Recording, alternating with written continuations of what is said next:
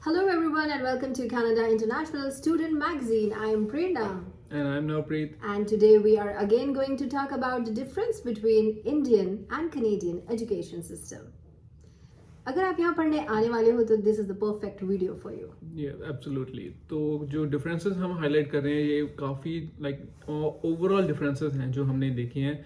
अगर आप कहो कि हाँ एक स्पेसिफिक नीश को लेकर ये चीज़ें अप्लाई होंगी, no that is not going to work. Right. तो ये ओवरऑल जनरल डिफरेंसेस हैं which we are highlighting out. Right.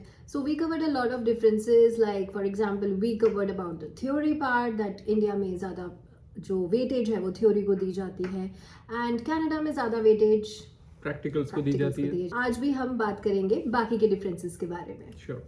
So Navpreet, what are prerequisites? India से स्टूडेंट्स यहाँ पढ़ने आते हैं, उनको नहीं समझ में आता है कि बिकॉज इंडिया के एजुकेशन सिस्टम में प्रीरेक्विजिट्स वाली इतनी कोई नाम ही बात नहीं होती. एक्चुअली लाइक इंडिया में किसी को प्री रैक या प्री रेक्विजिट के बारे में स्पेसिफिकली अगर नॉर्थ इंडिया की बात करें, सो आई डोंट थिंक सो किसी को भी पता होगा. और जब वो यहाँ पर आते हैं students, then they come to know कि ऐसी भी कोई चीज़ होती है. तो प्री रेक्विजिट का क्या मतलब है कि अगर आप किसी भी लाइक बैचलर्स में या फिर जस्ट फॉर एग्जांपल आपने +2 की है and then you are going to do any kind of commerce course, right? तो वहाँ पर जो प्री रेक्विजिट होगी वो ये होगी कि आपका +2 का मैथ्स आपका क्लियर होना चाहिए या उसमें इतने % नंबर होने चाहिए. ठीक है, that is a condition, it's a kind of a condition. और कई बार क्या होता है कि आपके जो आज के एग्जाम के बैंड्स जो हैं वो भी प्री रेक्विजिट में आते हैं कि अगर आपको एडमिशन लेना है so you must hold 6 bands और 6.5 overall, that varies with the courses, right? तो वो जो प्री रेक्विजिट है that is an overall view.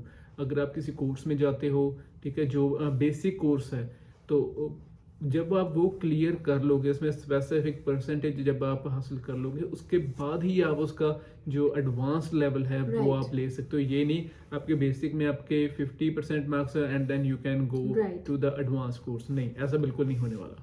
Basically prerequisites are the criteria and they are the requirements for you to enter to that particular course, like your IELTS score और may be the English requirements. कितने colleges की यहाँ पर अपने खुद की English requirement होती है, like they have their tests of their own and many other things like that. So जब भी आप यहाँ पर पढ़ने आते हो तो you have to check the pre requisites.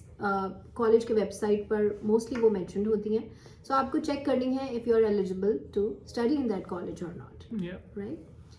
So now the next difference that I want to talk about is, I guess सब स्टूडेंट्स का फेवरेट होगा वो, open book exams and closed book exams. तो इंडिया में क्या होता है कि जब भी आप एग्जाम देने जाते हो so you do not have any kind of like आपको कोई भी सपोर्ट मटेरियल नहीं मिलता, आप अपने नोट्स लेकर नहीं जा सकते, है ना? या इंडिया में जैसे पर्ची बोल देते थे, तो वो सिस्टम नहीं है.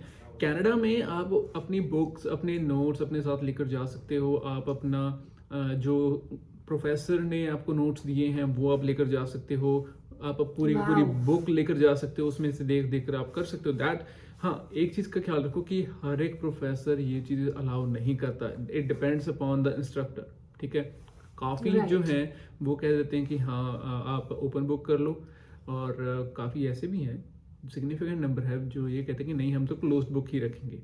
Wow, that is amazing. Yeah. So this is something very, I mean, students के लिए बहुत ही good to know knowledge है कि ऐसा होता है यहाँ पर. But जैसे कि नवप्रीत ने कहा, again it depends upon your college and your instructor. Absolutely. Whether they will allow this or not. और एक चीज़ और यहाँ पर मैं एक ऐड करना चाहूँगा कि यहाँ पर जो मेजर डिसीजंस हैं वो इंस्ट्रक्टर्स ही लेते हैं. ठीक है, ये नहीं जैसे इंडिया में होता है कि टीचर्स या प्रोफेसर्स के पास पावर नहीं होती. यहाँ पर इंस्ट्रक्टर ने जो बोल दिया उसके बाद डीन है. ये नहीं कि आप हेड ऑफ डिपार्टमेंट के पास चले जाओ, नो. सेम जो इंडिया में अगर आपका प्रोफेसर नहीं मान रहे हैं तो फिर आप हेड ऑफ डिपार्टमेंट या HOD के पास चले जाते हो. यहाँ पर डायरेक्ट डीन ही आते हैं. So great. सो हमने अभी 3 डिफरेंसेस के बारे में बात की. Now the next difference would be internal and external examinations. So India में इंटरनल एग्जामिनेशंस को जैसे कि 40% वेटेज दी जाती है एंड एक्सटर्नल्स को 60%. सो यहाँ पे कैसे होता है नवप्रीत? यहाँ पर डिपेंड करता है आपके प्रोफेसर के ऊपर. जो आपका फाइनल है, लाइक इंडिया में होता था 60%, जो मैंने फेस किया है बीटेक में, तो 60% जो मेरे फाइनल एग्जाम की वेटेज थी. यहाँ पर कुछ प्रोफेसर ऐसे हैं जिन्होंने फाइनल एग्जाम की वेटेज ही 30% रखी है, और कुछ ऐसे भी हैं जो कि कहते हैं कि फाइनल एग्जाम आपका 50% का आएगा।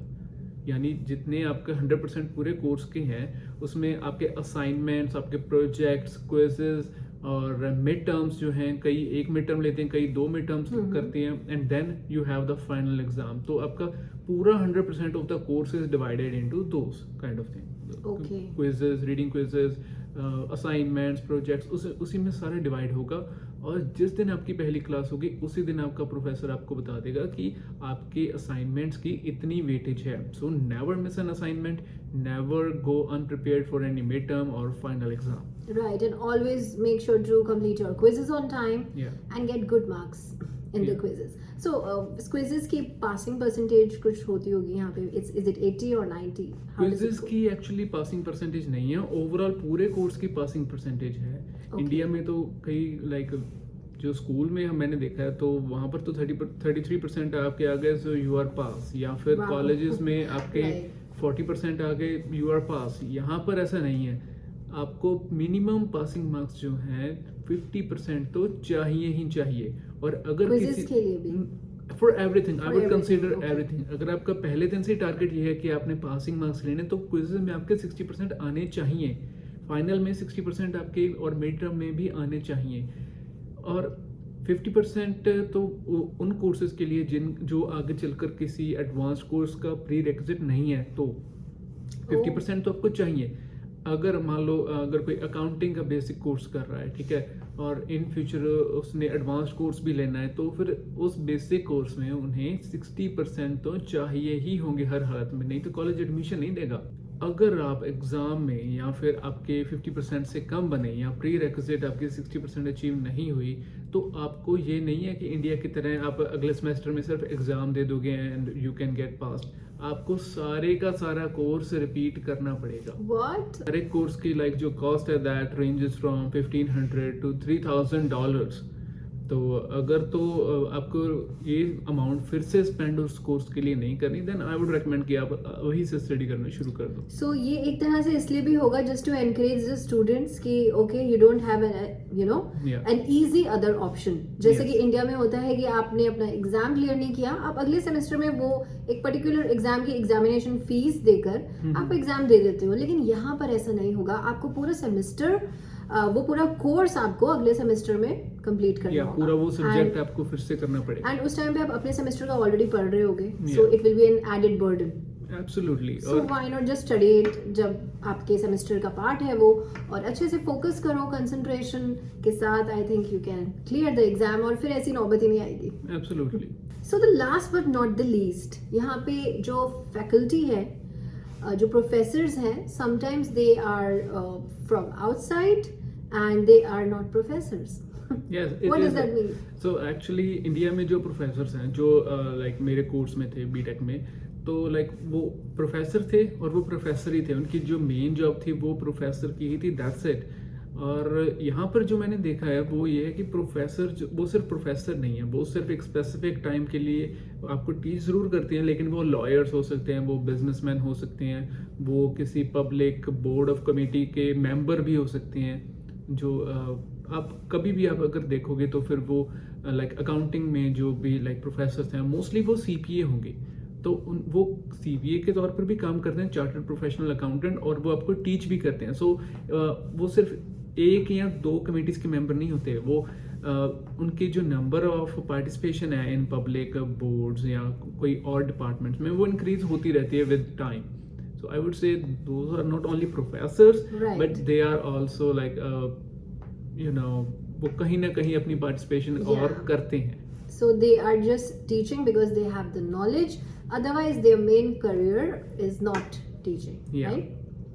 So there are so many differences जो कि हमने cover किए इंडियन और कैनेडियन एजुकेशन सिस्टम के, and I would say Indian education system भी बहुत अच्छा है बिकॉज हम दोनों वहीं से पढ़े हैं एंड हमने अपनी ग्रेजुएशंस भी वहीं से करी हैं। So I have no complaints, but this is just the difference that we wanted to tell you. If you want to come and study in Canada and student perspective say from a student point of view what all differences you see, we just have mentioned all of these in our this episode and the previous one. अगर आपके कुछ queries हैं इस education system को लेकर, so make sure to comment below, like this video, share with your friends जो कि अभी कनाडा आने वाले हैं या अभी आए हैं और अपनी स्टडी शुरू करने वाले हैं, सो दे नो कि आपको क्या क्या चीज़ें जो हैं वो फेस करनी पड़ सकती हैं. And don't forget to subscribe the channel. Yes. So like, subscribe and share, and you can comment on the section below. And stay tuned to Canada International Student Magazine. We will be talking about so many other topics. Right now, Preet? Absolutely. Yes. So next week we are going to come with another topic. Till then, take care and stay safe.